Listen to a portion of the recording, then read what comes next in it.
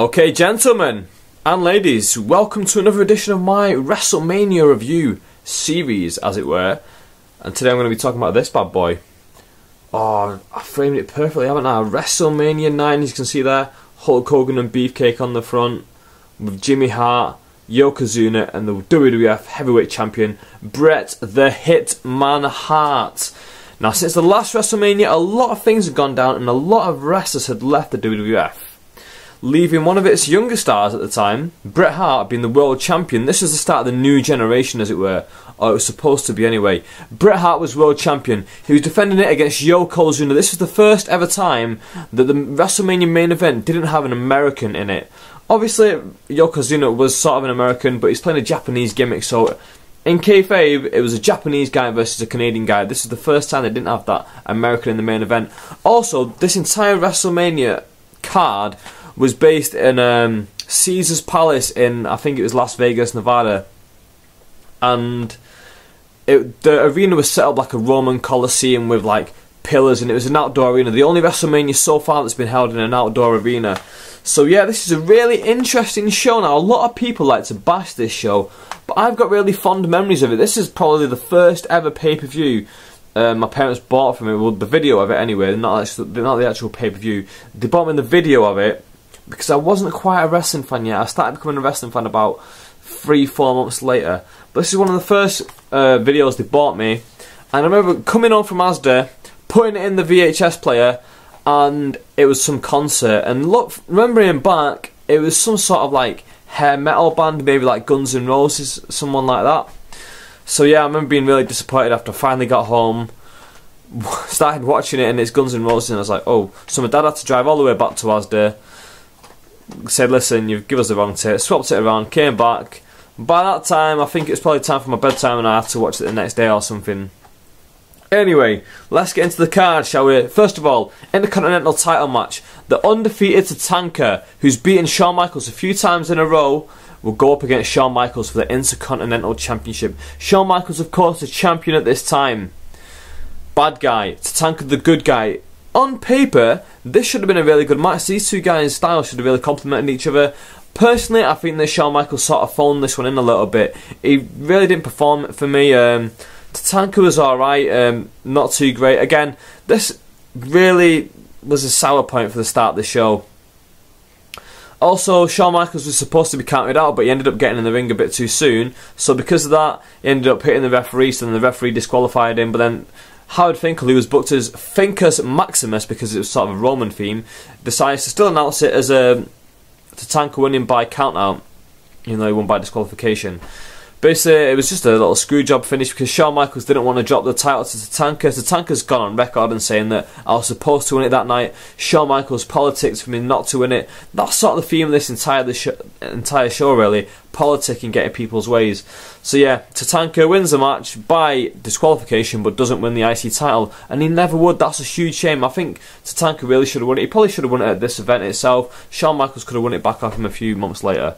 Never mind. Next match, Head Shrinkers versus the Steiner Brothers. This, strangely, was the only ever time that either of the Steiner Brothers were on a WrestleMania card.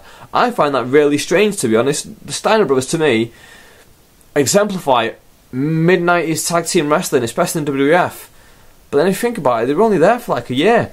And that's strange to me, and like,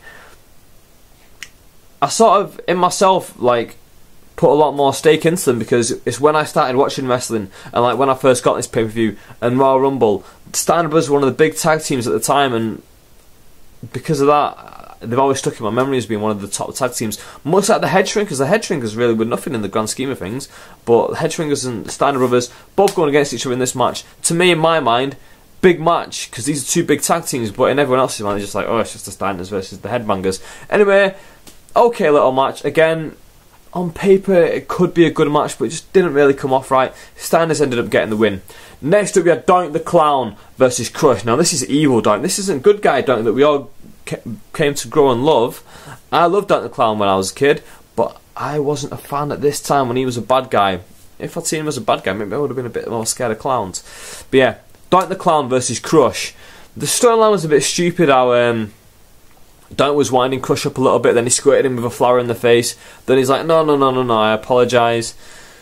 Anyway, he rips off a fake arm and then batters Crush with it. This match was an okay match for what it is. It's a bit of light entertainment.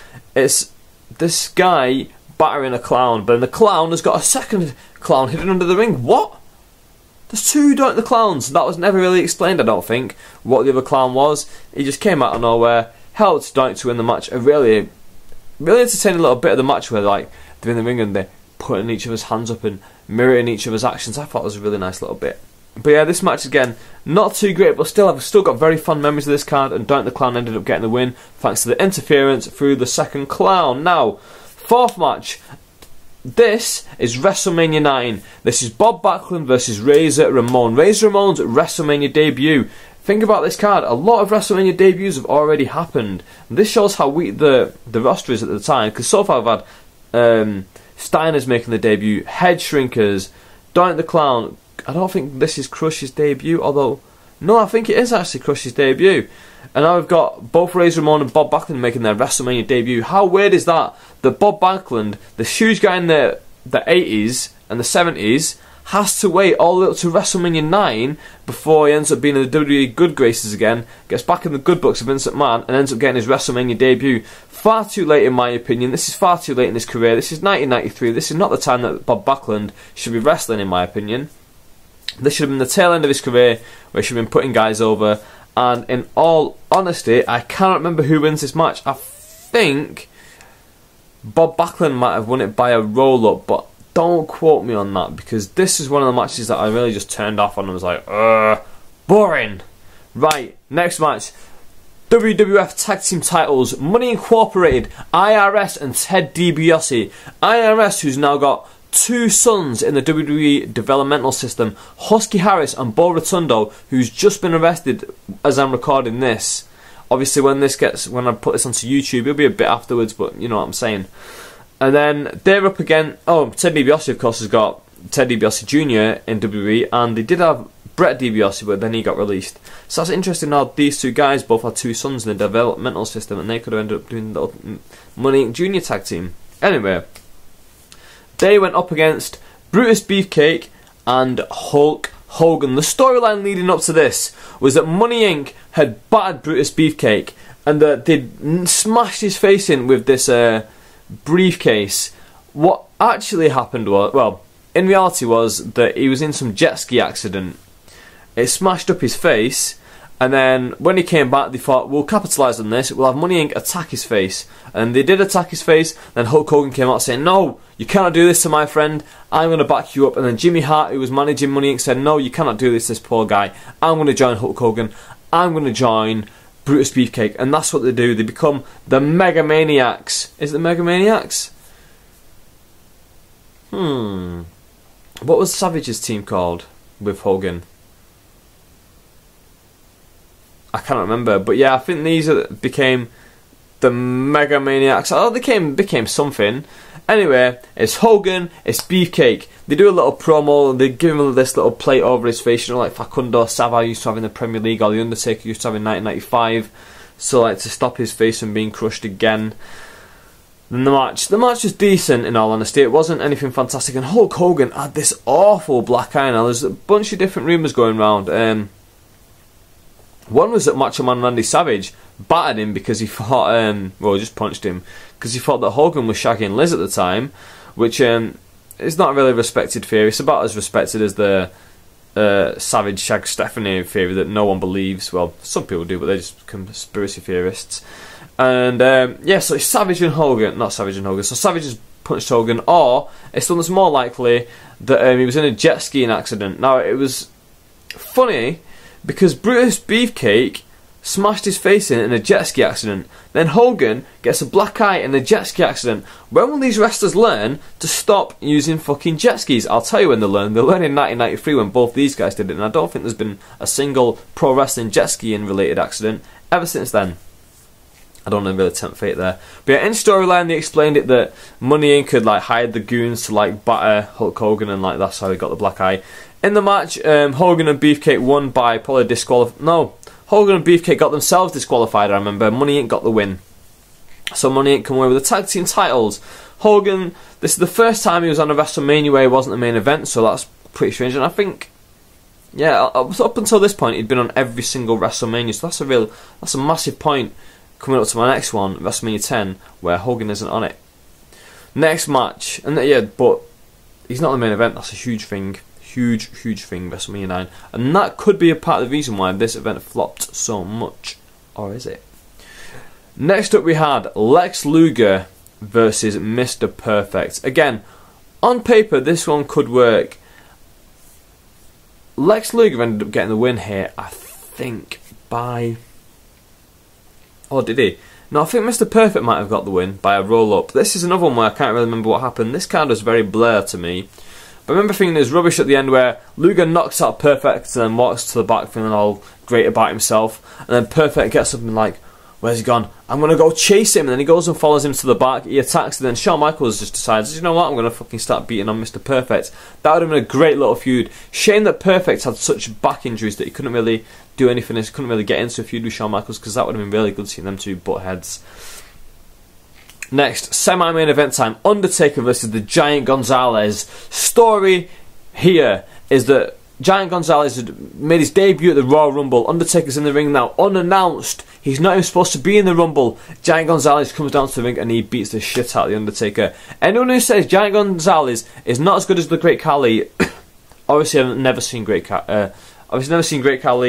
I've probably never seen the Giant Gonzalez. Giant Gonzalez could hit. When he hit someone, it looked sort of realistic, which is more than what you can say for Khali. The only difference is that Gonzalez can't really sell. I don't think Khali can sell. They never really make him sell that much. And I think this is something they learned from the Giant Gonzalez, that listen, these big guys, really big guys, they can't really work. Let's just have them hitting. If they are going to go down, let's get them go down quick, and that's it, not really much selling. But yeah, I think Gonzalez is a lot better than Khali, because the way he was hitting Undertaker really looked like he was damaging the guy. Probably because he might, and he didn't look that stiff either, so... Anyway, he'd come down in the Royal Rumble, battered the Undertaker, all because of Harvey Whippleman. Harvey Whippleman then came out and said, Undertaker, you destroyed my Kamala, and now I'm back, and now I've got this monster to destroy you. You will not take out any more of my guys. And Giant Gonzalez in this match gets himself disqualified in probably the Undertaker's worst ever WrestleMania match. I'm not saying that Giant Gonzalez was good when I say he's better than Khali. I'm just saying he's better. He was still quite bad. He's deceased now, so let's not try and speak too ill of him. But Undertaker gets the win by disqualification after Gonzalez tried to choke him out with chloroform. Main event time. Bret the Hitman Hart versus Royal Rumble winner Yokozuna. This is the first ever time the winner of the Royal Rumble has gone on to WrestleMania to get that WWF title shot. This is a huge match. Yokozuna been crushing guys for ages. He won the Royal Rumble easily. He was so dominating. And here he is against the Canadian champion, Bret the Hitman Hart. This is a big match for both guys, and I really enjoyed this match. I'm a big Bret Hart fan, so of course I'm going to enjoy it, but I did really enjoy this match as a Bret Hart fan. Yokozuna crushed him in a contract signing, and then, I don't know why I looked up there, I was just thinking. Anyway, crushed him at a contract signing, so it was lol. And then before this show, Lex Luger had attacked Bret Hart with that running elbow that he'd done on Kurt Hennig earlier on in this show. So now Bret Hart had an excuse to be injured. Then he has this match with Yokozuna. He's got him in the sharpshooter. Mr. Fuji throws salt in his eyes. Bret cannot see. I think Yokozuna just gives him a thrust kick. Rolls him up, 1, 2, 3, poor selling from Bret. Bret's probably thinking, I'm not fucking selling this shit. I'm just saying I can't see. 1, 2, 3. Hulk Hogan comes down and all the way through the show they've been building up like Hulk Hogan. I'm behind Bret Hart. Bret, you've got my total support. Not that Jap. Yeah, that's right, he called Yokozuna a Jap. Is that borderline racism? I'm not too sure. I personally think it is. I think it's a bit insulting that he called him that. Anyway. We have this Bret Hart Yokozuna match ending with Yokozuna winning the title. Hulk Hogan runs down to the ring, and like I said before, Hulk Hogan was not the main event. Oh, all of a sudden he does become the main event, because Mr. Fuji gets on the mic and said, Hulk Hogan, you cannot beat my Yokozuna. We will put up WWF heavyweight title. And he does. Hulk Hogan hits the big boot, hits the leg drop. 1, 2, 3. Hulk Hogan's the new champion. I don't know where to begin with this. I'm 15 minutes in, so I want to end it really quickly. But this all came about because they wanted... Well, apparently the rumour was that Hulk Hogan had blackmailed and sort of put Vince McMahon into a corner saying, listen, I want that world title, give me that world title back. Because Hulk Hogan had not been seen, not wrestled since WrestleMania 8. If I'm going to come back, I want your title, I want the world title, I'm not wrestling if you don't give me that world title. So Vince McMahon's like, oh shit, I've got to give him the world title. Okay, well, I'll give it you in this roundabout way if you will drop it to Bret Hart. And I think at the time he might have said yes, but this is the reason why Bret Hart and Hulk Hogan still don't get along to this day, is because the Hulk Hogan took this world title that was Bret Hart's at the start of WrestleMania 9, and Hulk Hogan came out of it, of WrestleMania 9, with the title, even though he wasn't involved in the match. And then he refused to drop the title to Bret Hart. He ended up dropping it to Yokozuna at King of the Ring 1993, when a flashbulb bursts, burns Hulk Hogan's eyes, and Yokozuna cheats to beat him. And then Yokozuna ends up dropping it back to Bret Hart. The thing that a lot of people have got against this... Well, there's a lot of things that go against this pay-per-view. But in my opinion, the biggest thing, apart from the shortness of the matches, is that what happened with Hulk Hogan at the end. I honestly don't think it's right. I think it was such a bullshit idea. And this is why a lot of the Money in the Bank stuff sort of gets shitted on. Because they look at it and they think, it's not realistic, it's boring, I don't really want to see my world champion like that. It's good when it's out of the blue, when Edge did it, great. But then when they keep doing it, it's just a bit like, they sort of devaluing the titles a little bit. And they sort of devalued the title when Hogan did this. Anyway, what do you think of this show? Have you seen WrestleMania 9? Have you not seen WrestleMania 9? I do the same shtick over and over again. But these videos, they're getting around 220 views each. But they're getting about 5-6 comments from you guys. And I want to hear your points of view. What do you think of this card? What do you think about the stuff I've talked about so far on this video? If you've not seen them already, please go back and watch my previous 8. If you don't know watch them all, pick and choose 1 or 2 of them and go back and watch 1 or 2. You might enjoy them. If you enjoyed this one, hopefully you'll enjoy them. Yeah, with that I'm out. Thank you very much for watching. Let me know your opinions down below. If you like this video and you're not already, click that subscribe button. And if you liked it, please give me that thumbs up and tell me to keep going with these videos. With that I'm out. Thank you very much for watching. See you later.